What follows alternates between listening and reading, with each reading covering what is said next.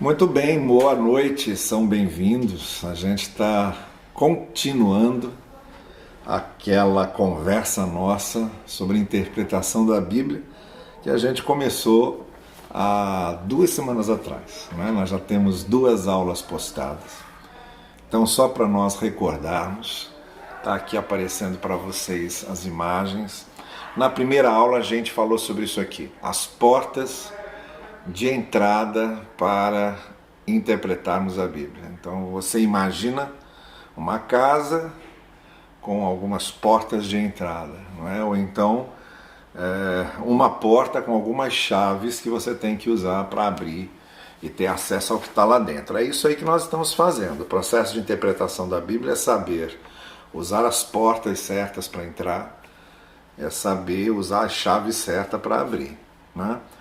E a gente disse que são pelo menos 4 portas. O nosso curso de interpretação da Bíblia aqui, é claro que é um curso mais prático, mais enxuto, então eu estou tentando ser bem objetivo. Então a gente pode reduzir essas várias abordagens que a gente faz da Bíblia a essas 4 portas, né, que eu estou chamando de porta histórico-social, a porta das línguas originais, a porta do destinatário e do autor e a porta do estilo literário. Então nós vamos, na verdade, ao longo desse curso que nós estamos fazendo aqui, entrar por cada uma dessas portas, tá bem? Para entendermos como é que se dá esse mecanismo de interpretação da palavra, de interpretação da Bíblia. E nós estamos na primeira porta, que é a porta histórico-social. Então estamos entendendo que o texto bíblico ele foi produzido, ele foi escrito, ele foi registrado, seja ele aquele salmo, seja aquela profecia, seja aquela narrativa histórica, seja aquele testemunho que está ali registrado. Bom, de qualquer forma, quando ele foi registrado por alguém que estava num certo contexto, num contexto histórico e num contexto sociocultural. Por isso que na aula passada nós fizemos um panorama sobre 2 fundos históricos, não é? Se você se lembra bem, se não se lembra, se é a sua primeira passagem aqui, eu recomendo que você vá lá nas 2 aulas anteriores e veja isso. Mas a gente tem 2 fundos históricos, pelo menos, que são esses fundos históricos mais expressivos, que nos ajudam a compreender os textos bíblicos. Primeiro, o fundo histórico geral, mundial. A narrativa bíblica passa pela história de alguns impérios, desde o Império Egípcio, lá no iniciozinho do Antigo Testamento, até o Império Romano, que é o que domina todo o Novo Testamento. Então você tem esse panorama mundial. E é claro, como a Bíblia fala do povo de Israel, tanto no Antigo quanto no Novo Testamento, o relacionamento com a história de Israel é muito grande, até porque Jesus era judeu, então a gente teve um panorama da história de Israel, que começa lá na escolha de Abraão para sair de Ur dos Caldeus, até o Novo Testamento, com Jesus Cristo cumprindo as promessas messiânicas que tinham sido feitas ao povo de Israel. Então nós temos esses 2 fundos históricos, esse fundo histórico mundial e esse fundo histórico mais local, mais restrito ao povo de Israel, são importantíssimos para a gente compreender. Quando você lê Êxodo, quando você lê Isaías, quando você lê João, todos eles estão num determinado fundo histórico mundial ou nesse determinado fundo histórico local da história de Israel, tá bem? Bom, nós vamos continuar ainda nessa porta histórico-social, porque a gente deu um panorama político e na aula de hoje eu quero dar um panorama sociocultural. Eu quero falar sobre as características da sociedade na época, nas diversas maneiras de expressão. Então nós sabemos que são sociedades antigas, não é? Você vê que a sociedade retratada pelo Novo Testamento tem pelo menos 2000 anos, né? Há 2000 anos atrás. As sociedades do Antigo Testamento são mais antigas ainda. Então, é claro que é impossível a gente fazer um panorama detalhado, muito especialmente quando se trata do Antigo Testamento, que você pega ali séculos de narrativa, né? No Novo Testamento, pelo menos, você tem só um século. Vai ali do ano 30 até o ano 80, no 90, mais ou menos, que é o período em que aqueles eventos estão sendo retratados. Mas no Antigo Testamento, não. No Antigo Testamento, a linha histórica é muito mais longa. Então é claro que a sociedade daqueles tempos mudou muito, como muda a sociedade sempre, né? Se você pega a nossa sociedade da década de 60 e compara com a sociedade hoje, é completamente diferente. Então você imagina séculos de separação entre uma e outra. Então é claro que a gente não vai fazer uma pormenorização dessas diferenças culturais, mas eu vou dar um aspecto geral, tá bem? Só para você começar a reconhecer por que é que certos textos bíblicos dizem o que dizem. Eles dizem o que dizem porque estão fixados nesse contexto sociocultural. Em algum contexto desses o texto está. E isso também chama nossa atenção para o fato de que a Bíblia, quando retrata esses aspectos socioculturais, ela é um livro de história. Os aspectos socioculturais não são para se transformar em doutrinas. Isso é outro aspecto que a gente tem que levar em consideração.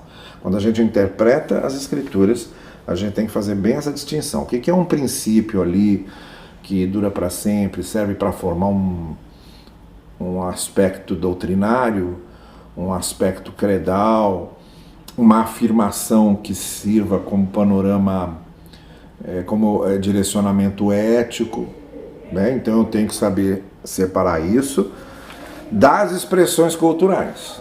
No que se refere às expressões culturais, é um livro de história. Tá bem? A gente, pela Bíblia, fica sabendo que o pessoal, quando ia para a guerra lá, ia de capa e espada. É uma expressão cultural. Então isso não quer dizer que agora nós vamos usar a capa e espada aqui. A gente conhece o tipo de roupa que eles usavam. E isso não quer dizer que você vai pegar aquele tipo de roupa e usar aqui. Não é? Então tem que ter essa sensibilidade quando se interpreta um texto para poder fazer essas separações. O que caracterizava então as sociedades bíblicas em termos socioculturais? Como é que elas eram? Eu rascunhei aqui algumas coisas bem gerais para compartilhar com vocês. Vamos começar com o Antigo Testamento. Como eu disse, são aspectos bem gerais, porque a sociedade do Antigo Testamento muda muito em vários aspectos mais pormenorizados.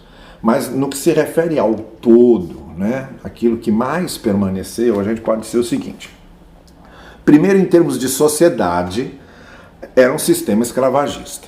Era uma sociedade em que você tinha senhores e escravos, com códigos variados de tratamento de escravos. Por exemplo, você pega o Pentateuco, a Torá judaica, tem lá uma lei específica sobre o tratamento do escravo, como cuidar dele, como tratá-lo.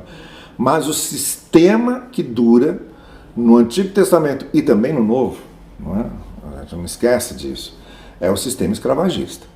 Então é um tempo, tanto no Antigo quanto no Novo Testamento, que você tem senhores e escravos. E isso fica muito claro, né?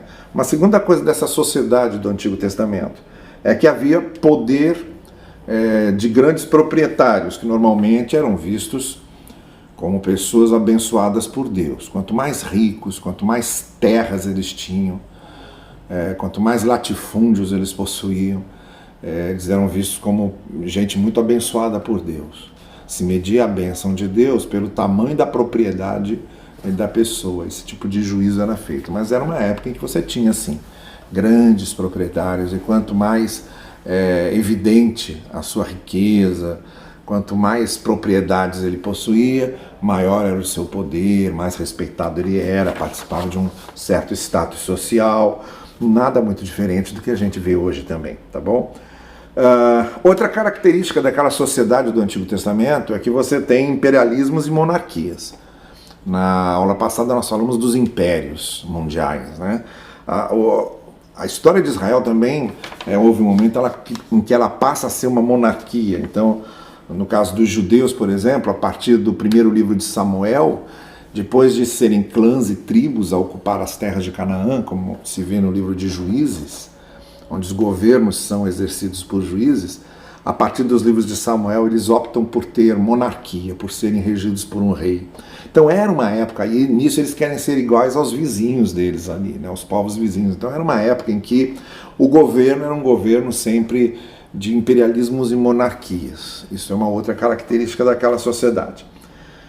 E havia ainda, naquela sociedade do Antigo Testamento, um código de leis muito severas com referência a crimes e violências, né? Você pode perceber isso, por exemplo, de novo na leitura da Torá ou do Pentateuco, como os crimes e as violências são tratados com muito rigor, com muita severidade e de forma não institucional inicialmente, né, uma coisa mais assim espontânea, e depois se transforma numa coisa mais institucional, em que há um apelo a que essa ética de conduta seja preservada, e se não for preservada, há punições. Então, essa sociedade que você vai encontrar na leitura do Antigo Testamento nas suas partes mais largas, né, nos seus aspectos mais amplos. Família. Como era a constituição da família ali naqueles tempos culturais do Antigo Testamento? Primeiro, as famílias eram núcleo das tribos e dos clãs, né? Vamos ver que inicialmente o povo de Israel, os hebreus, quando saem do Egito, eles formam tribos, 12 tribos, ou 12 clãs. E o núcleo dessas tribos e desses clãs é o núcleo familiar, constituído por uma família que normalmente podia ser uma família nômade, em que tem uma atividade aqui, depois parte para um outro lugar para ter uma atividade em outro lugar, aí muda todo mundo, muda a família, mudam os escravos, muda todo mundo. Mas a partir de um determinado momento, o que você vê é que a sociedade familiar do Antigo Testamento se fixa. Então aí você tem sociedades que acabam se fixando, criando cidades. As cidades nascem justamente dessa fixação das famílias nucleares, desses clãs, dessas tribos, em determinados lugares, e ali eles permanecem. Era uma família patriarcal. O que a gente quer dizer com patriarcal? Onde a figura do homem, do pai e do esposo era a figura central. Então você pega a árvore genealógica da turma, tudo pega só a linhagem do pai, não interessa a linhagem da mãe. É da onde vem a minha descendência por parte de pai, isso falava muito alto. A segunda coisa, a autoridade do pai sobre a mulher e sobre os filhos, indiscutível, né? O pai tinha esse fator de grande autoridade sobre eles. Os filhos, muitos filhos, de preferência muitos filhos. E para variar com muitos filhos, mais filhos. Por quê? Porque os filhos representavam duas coisas. A segurança da família, quanto mais filhos eu tenho, mais gente eu tenho para defender minha propriedade, para defender a minha família, né, para defender os meus bens, eram meus guerreiros. Por isso que o salmista diz lá, né, que os filhos são como flecha, são aqueles seus defensores, eles servem para defender, para atacar, porque são os defensores da propriedade, são os defensores dos bens. Quanto mais filhos, mais segura é a minha propriedade, mais seguro eu na minha velhice. Quando eu já não tenho mais forças para me defender, os meus filhos vão me defender. Por isso é importantíssimo ter filhos, homens, né? Mas daqui a pouco eu falo sobre isso. E segundo, porque os muitos filhos garantiam a preservação dos bens. Era a garantia de que meus bens não serão dissipados com estranhos. Então eu sei que os meus bens vão ficar com a família, porque os meus filhos vão garantir que os bens fiquem com a família, filhos homens, porque as filhas mulheres seguiam com seus maridos e os bens podiam ser dissipados com outra família, né? Então o ideal era ter filho homem para garantir a segurança da família e da propriedade, e para também garantir a preservação dos bens. Os casamentos, os ajuntamentos familiares eram negócios muito bem feitos. Negócios aqui no sentido mais estrito de negócio mesmo. Os casamentos eram arranjados, eram planejados para que bens fossem preservados. Então não havia esse negócio de casamento por amor, casamento romântico. Casamento romântico, ele é inventado a partir do século XVIII. Antes disso não se conhecia, muito menos nessa sociedade patriarcal, tá bem? Poligamia. Você no Antigo Testamento, você não tem a referência principal da monogamia. Todos os nossos personagens bíblicos lá conhecidos, e os patriarcas muito especialmente, eles tinham mais de uma mulher. Então não era um costume ainda enraizado, como depois vai ficar, também por interesses econômicos, porque é mais fácil sustentar uma família do que sustentar várias. Mas a poligamia fazia parte da cultura daquela época. Por isso que você vê alguns personagens poligâmicos, chegando até, por exemplo, o Salomão, que além das 800 mulheres, tinha 300 concubinas. Não é? Ele tinha as mulheres oficiais e tinha as extraoficiais. Bom, mas isso é outra história. E o papel das mulheres ali ocupado nessa sociedade patriarcal não podia ser outro senão um papel tremendamente defasado, pequeno, rudimentar. Não é? As mulheres, elas tinham um papel só nas atividades domésticas, dentro de casa. A mulher servia para gerar filhos e cuidar da casa. Era essa a grande cultura da personagem feminina naquele tempo. Se ela, por exemplo, não tivesse irmãos, era um problema, porque se ela não se casasse, não tivesse irmãos para cuidar dela, ficar sozinha era ficar sem amparo, sem respeitabilidade, né? A herança era passada para os filhos, homens. As mulheres não entravam na divisão de herança, só entravam se o homem tinha só filhas. Aí ele não teria mesmo para quem deixar, acabava deixando para as filhas que se casariam, ficaria também para os seus maridos. Mas não era o mau gosto de um líder patriarcal deixar seus bens com uma filha, mulher. Não tinham alegria nenhuma nisso.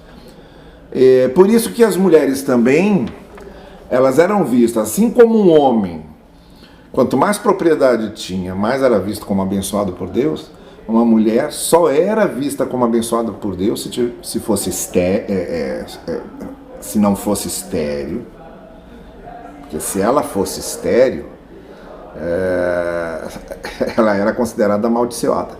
E se também não tivesse filhos, se só tivesse filhas, também ela não era considerada abençoada. Uma mulher abençoada, ela tinha filhos, e ela tinha filhos homens.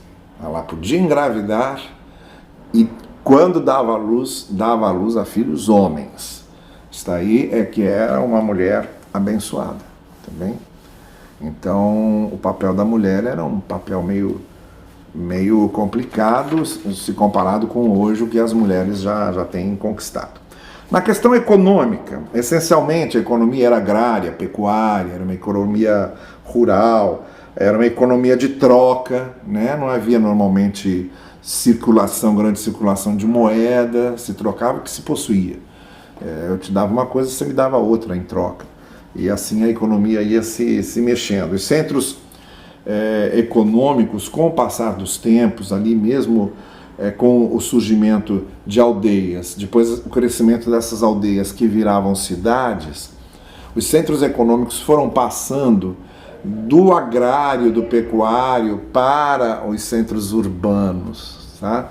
Então há essa migração. Jerusalém, por exemplo, ela se torna a maior cidade de toda a região ali onde o povo de Israel vivia e era a grande capital, então todo o centro econômico passa para lá. Então a vida econômica foi acompanhando as migrações que aconteciam com as mudanças sociais também. E em termos de religião, no Antigo Testamento, o que a gente vê? O judaísmo inaugurou uma coisa nova que não era conhecida, que era o monoteísmo. As religiões todas eram politeístas, isto é, tinham muitos deuses. E o judaísmo começa com uma coisa inédita, que era o monoteísmo. Conservava-se o sistema sacerdotal que se via em outras religiões pagãs. Outras religiões pagãs também tinham sacerdotes, sacrifícios, etc. No judaísmo se conserva isso.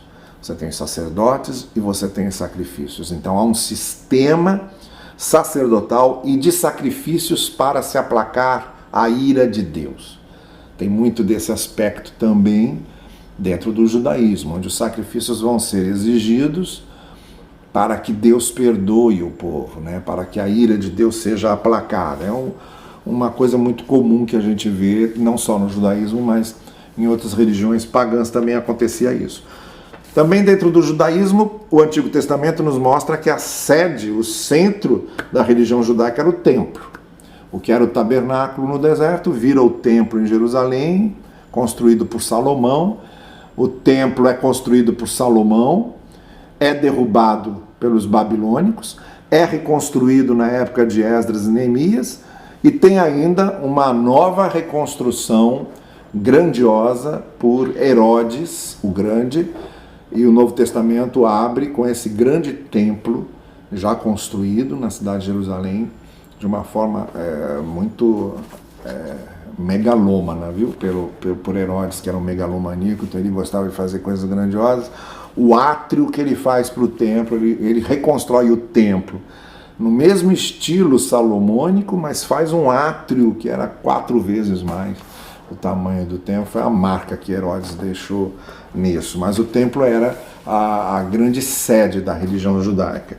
No judaísmo, dentro da religião judaica, você tem a figura do Messias, que se fortalece muito na volta do cativeiro babilônico, né? A Babilônia invade o reino de Judá, que é o reino do sul, destrói Jerusalém, vão para o cativeiro, ficam lá 70 anos praticamente. Quando voltam, essa figura do Messias é muito grande, é muito expressiva, tá? Ela é muito evidente também. Então é uma figura que fala do futuro, que fala do domínio desse Messias e ganha conotações muito políticas também, porque toda vez Israel sofria com a invasão de um império desse, né? A Babilônia, depois veio a Grécia, depois veio o Império Romano. Então essa sucessão de invasões, de domínios imperialistas foi criando também na mentalidade do povo judeu uma expectativa de que esse Messias viria libertá-los politicamente, dar a Israel o domínio que ela nunca mais teve, com a grandiosidade do tempo de Davi e Salomão. Então havia uma nostalgia muito grande pela era davídica. Então a era davídica passa a representar também a era messiânica. Tinha todo esse sentimento lá no que se refere à própria religião judaica e no que se refere muito especialmente à figura do Messias. Bom, isso no que se refere ao Antigo Testamento. No Novo Testamento, a gente tem uma facilidade maior de descrever as condições socioculturais ali, até porque é um período mais curto, como eu disse para vocês, cerca de 80 anos de narrativa que você tem no Novo Testamento. E ali, no Novo Testamento, a gente também pode se referir. Primeiro, a política. Em termos políticos, o domínio era do Império Romano. Roma dominava todo o mundo civilizado da época, não é? Quem ficava de fora das fronteiras de Roma eram os bárbaros, isso é, os não civilizados. Mas havia domínio de Roma, e mesmo no domínio de Roma havia autonomia nas nações que eles dominavam, porque Roma chegava, dominava uma nação, mas dava autonomia para ela poder continuar com seus costumes, com suas religiões, e tinha até os representantes governamentais próprios. Isso é que acontecia com Israel, por isso que tem o domínio romano, mas Israel tem lá a sua autonomia, de certa forma. Contanto que fizessem duas coisas: se submetessem à autoridade de César, o imperador, e pagassem impostos para Roma. Então tinham uma autonomia, mas com essas duas exigências que eram muito fortes e nunca deixaram de ser. Submissão a César e pagamento de impostos. Então você tinha normalmente nas regiões ocupadas em Israel, você tem os pretórios romanos, que é onde ficavam as autoridades romanas, onde se concentravam as legiões romanas, que eram aqueles exércitos, aqueles pelotões romanos. A cada 100 soldados romanos você tinha um centurião. Por isso que você vê essa palavra muitas vezes. O centurião era o responsável por 100 soldados daquele batalhão romano que ocupavam todos os lugares, estavam em todos os lugares. Inclusive um soldado romano obrigou Simão Cirineu a ajudar Jesus a carregar a cruz. Foi um soldado romano que interviu ali. Quando Cristo tropeça, o soldado romano pega e manda Simão carregar a cruz para Cristo. Então havia esse domínio, havia autonomia, mas tinha esse domínio da presença romana muito, muito grande ali. E você tem alguns governantes que são colocados por Roma lá, do próprio povo, mas com a confiança de Roma, como era o caso de Herodes, que estava lá, não era romano. Herodes era de Edom, ele era edomita, né? E de uma dinastia idumeia, e no entanto era um homem de confiança de Roma. E você tem Herodes o Grande, que é Herodes quando Jesus nasce, você tem o filho dele, que é o Herodes, que manda matar João Batista, decapitar João Batista, e você tem, e depois julga Jesus, né? E depois você tem um outro Herodes, que é o Herodes para quem Paulo é enviado já na época das suas viagens missionárias. Então era uma dinastia de Herodes, né? Todos eles homens de confiança de Roma, ali naquele território da Palestina. Em termos de religião, o que é que a gente tem no Novo Testamento? Templo de Jerusalém, como eu já falei. No templo você tinha os sacerdócios e você tinha os sacrifícios. Onde não tinha templo, você tinha as sinagogas. Acontecia tudo o que acontecia no templo, só não aconteciam os sacrifícios. Então, em lugares que não fossem Jerusalém, você tinha, onde houvesse pelo menos 10 homens judeus, eles podiam formar uma sinagoga. E nessa sinagoga eles liam as escrituras, eles oravam, coletavam uma oferta, cantavam os salmos. E Jesus mesmo frequentava sinagogas por ser judeu. Paulo sempre começava pregando numa sinagoga. Você tinha várias sinagogas espalhadas. O Sinédrio era uma parte dessa autonomia de Israel. Você tinha o pretório romano e você tinha o Sinédrio, que era a casa de julgamento das causas religiosas judaicas. Que o presidente era o sumo sacerdote. Você vai se lembrar que foi o lugar para onde Cristo foi enviado primeiro. Antes de ser mandado ao pretório para ser julgado por Pôncio Pilatos, ele foi para o Sinédrio para ser condenado pelos líderes judaicos. Que o Sinédrio fazia parte dessa autonomia da Palestina, ali da região de Israel, e era a casa de julgamentos das causas judaicas, normalmente causas ligadas ao cumprimento ou não da lei mosaica. Dentro do judaísmo você tinha várias seitas. Você tinha fariseus, que eram muito literalistas, apegados à letra da lei de Moisés, né? Você tinha os saduceus, que davam uma importância muito grande aos ritos do templo. Você tinha os essênios, que eram mais retirados, uma vida mais monástica. Você tinha os zelotes, que eram os mais politizados, que queriam derrubar o Império Romano e esperavam que o Messias viesse para ajudá-los nisso, né? João Batista provavelmente era um essênio, vivendo retirado no deserto, e havia também essênios que viviam em comunidades. Judas provavelmente era um zelote desses, que estava esperando que o Messias fosse ajudar na causa da derrubada de Roma, e quando Judas viu que Jesus não ajudava, mas atrapalhava essa derrubada de Roma, ele resolveu então traí-lo, ele mesmo decepcionado com as expectativas que ele como zelote tinha criado, né? Você tinha a figura dos mestres da lei, que eram os intérpretes da lei mosaica, que são também muito mencionados. Você tinha a expectativa messiânica, que eu já me referi, começa no pós-exílico, e no Novo Testamento ela está muito forte. Então há um ambiente muito escatológico ali, apocalíptico, esperando a vinda do Messias. É nisso que Jesus aparece. há vários discursos de Jesus que estão nesse ambiente do fim, do sinal dos tempos, né? Em Mateus principalmente. E além da religião judaica, você tinha nesse tempo as religiões greco-romanas, que eram religiões politeístas. Os romanos tinham sua religião, suas religiões, os gregos também tinham as suas. Então a gente vê sinais no Novo Testamento de referências a essas religiões, né? Paulo mesmo chega em certas cidades da Ásia Menor e vê lá deusas, deuses. Quando ele chega em Atenas, tem tantos deuses. Em Atenas dizia-se que tinha-se mais deuses do que homens.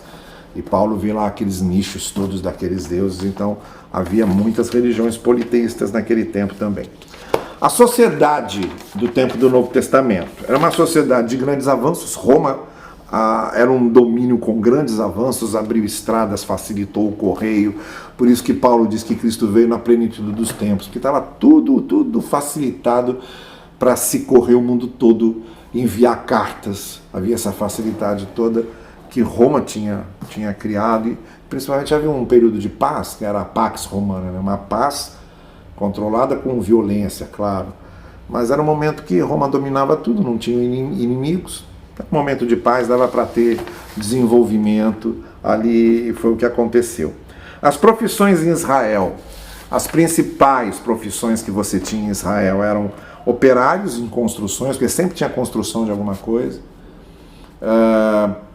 pessoal que trabalhava com trabalho artesanal, como José, né, que era carpinteiro, muita gente preparada para trabalhar com pedra, esculpir pedra e etc. Você tinha os trabalhadores rurais, os produtores rurais, você tinha os comerciantes. Essas eram as principais profissões que você tinha naquela época. Obviamente a sociedade era dividida em classe rica, trabalhadores diversos e escravos. Era essa pirâmide. Os escravos ali, uma grande parte de escravos, uma espécie de classe média ali, que eram os comerciantes, os profissionais liberais, e uma elite, que era o domínio mais rico, a classe mais rica, como normalmente acontece em todas as sociedades. Lá também acontecia. E a cultura, para a gente então encerrar esse panorama, qual era o mundo cultural da época? Primeira coisa, a gente nota uma influência da cultura grega muito grande. Você veja que o domínio era romano, mas a língua era grega. E a influência das correntes filosóficas gregas também, né? Desde os tempos lá de 300 anos antes de Cristo, com Platão, Aristóteles e antes de Platão, Sócrates. Então essas linhagens filosóficas ainda estavam muito em moda. E você encontra também costumes religiosos do judaísmo, que são expressões culturais, as suas festas, a Páscoa, por exemplo, que também tem a sua expressão cultural entre o povo, o costume da festa do casamento, né, que tinha toda uma particularidade diferente da nossa, né? Então a cultura do Novo Testamento ela é uma cultura muito judaica, dos costumes judaicos, mas com evidente influência da cultura greco-romana. Tanto que João, quando começa o evangelho dele, para dar nome ao que Jesus era, ele escolhe uma palavra grega, que era a palavra logos, que é uma palavra que significa palavra ou verbo, e que era uma palavra filosófica muito conhecida, e não foi à toa que João escreveu essa palavra. Então por aí a gente vê como a cultura filosófica grega e do mundo cultural greco-romano também invade ali os domínios de Israel, as mentes dos judeus, e a gente vê isso expresso na literatura que a gente tem, tá bom? Eu vou mostrar para vocês aqui algumas sugestões bibliográficas que eu estou fazendo para vocês, se você quiser se aprofundar nessa questão dos costumes sociais e culturais dos tempos bíblicos. Então você tem essa Bíblia de estudo arqueológico, que é muito boa para se conhecer, é uma publicação da Editora Vida, a versão é da Nova Versão Internacional, que costumamos usar aqui na nossa igreja, e a vantagem dessa Bíblia de estudo arqueológica, ela é muito pormenorizada em todas essas questões de costumes, de sociedade, de cultura da época, tanto do Antigo quanto do Novo Testamento. Você tem esses dois manuais de usos e costumes, o novo Manual dos Usos e Costumes dos Tempos Bíblicos do Ralph Gower, que é da CPAD, e o Manual dos Tempos e Costumes Bíblicos do William Coleman, que é da Betânia. As ilustrações são ótimas, os desenhos são formidáveis para mostrar como é que era a vida naquele tempo, como é que se vestiam, como é que penteavam o cabelo, arrumavam os cabelos, como é que se maquiavam, a mobília da época, as estradas, as construções, tudo aí nesses manuais de uma maneira bem ilustrada para ficar muito, muito claro. Os outros livros que estão aí são mais específicos sobre Novo Testamento, do Joaquim Jeremias, Jerusalém no Tempo de Jesus, que é uma excelente descrição como era a capital de Jerusalém nos tempos de Jesus, e Jeremias parte para esse, apesar do nome Joaquim Jeremias, ele é alemão, parte para o estudo dessas particularidades culturais, econômicas, políticas dentro da cidade de Jerusalém. A vida diária nos tempos de Jesus também é muito bom se a gente quer conhecer como era o cotidiano daquele tempo. Jesus pela ótica do Oriente Médio é muito bom porque ele pega textos do Novo Testamento e mostra por que está sendo dito aquilo no contexto cultural daquele tempo. Jesus e seu tempo, que é do Wolfgang Stegemann, que é da Sinodal. É um estudo muito bom que eu recomendo muito, sobre a pesquisa, aí não é sobre o tempo de Jesus, mas sobre a pesquisa que se faz sobre os tempos de Jesus. Eu recomendo esse livro. E esse comentário histórico-cultural da Bíblia, que você está vendo aí, do Kinner, da Vida Nova, é bom porque ele acompanha os textos bíblicos na ordem cronológica, né? Desde Gênesis até Apocalipse. Ele vai fazendo destaque em certos textos e vai mostrando todo o fundo cultural ali desses textos que são narrados. Então é isso, essa é a porta histórico-social por onde a gente entra com o estudo de hoje. A gente encerra essa parte da porta histórico-social com esse panorama histórico mundial e com essas descrições mais socioculturais daqueles tempos. Tudo isso ajuda a gente a compreender melhor o texto bíblico. Não tem como interpretar um texto bíblico sem entrar por esse mundo da cultura, porque a gente só vai entender o que um texto está dizendo lá muitas vezes se a gente souber qual é o fundo histórico, se a gente entende por que aquela descrição está sendo feita daquele jeito, por que falaram aquilo, e muito especialmente a gente tem que lembrar que esses autores bíblicos eles eram pessoas dentro de suas culturas. Então a gente só pode entender o que eles estão dizendo se a gente tiver um mínimo conhecimento do que era a cultura desses homens e desses escritores. Espero ver vocês na próxima aula e continuamos aqui o nosso curso de interpretação bíblica, próxima quarta-feira, às 8 horas. Até lá.